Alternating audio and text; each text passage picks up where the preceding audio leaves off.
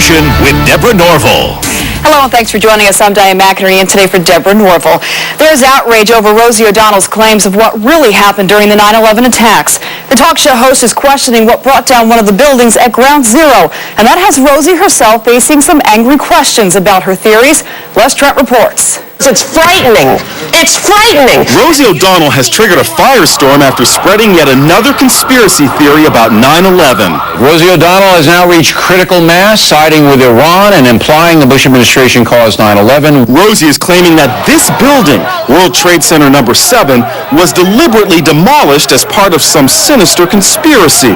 It defies physics for the World Trade Center Tower 7, Building 7, which collapsed in on itself. It is impossible for a building to fall the way it fell without explosives being involved. World Trade Center 7. Rosie issued this challenge. But to say that we don't know that it imploded and it was an implosion and a demolition is beyond ignorant. Look at the films, get a physics expert here from Yale, from Harvard, pick the school. But what Rosie and the other conspiracy theorists fail to mention is that 7 World Trade Center, which has since been rebuilt, suffered a 10-story gash from huge columns which fell off of the Twin Towers. It was also weakened by fires which burned for hours. As much as 25% of the south side of the building was scooped out by the falling debris. James Miegs, editor-in-chief of Popular Mechanics, led a team of experts who wrote this book debunking 9/11 conspiracy theories. There were intense fires that burned inside the building, weakening the steel frame. Rosie O'Donnell said this was the first time in history that fire melted steel. Fire doesn't have to melt the steel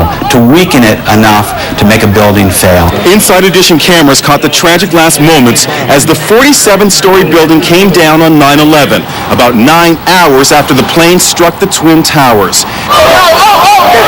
You can see Building 7 falling in on itself, and it seems to follow the classic pattern of a controlled demolition. But Meg says that it's no conspiracy. You don't need to go into fanciful explanations of bombs and all sorts of other mysterious things. That building fell because of the attacks of 9/11.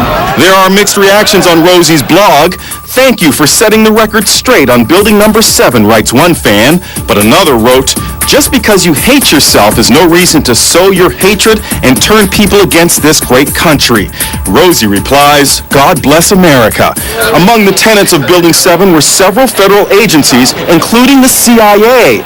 That has helped fuel paranoid conspiracy theories like Rosie's. If you want to know what's happening in the world, go outside of the U.S. media.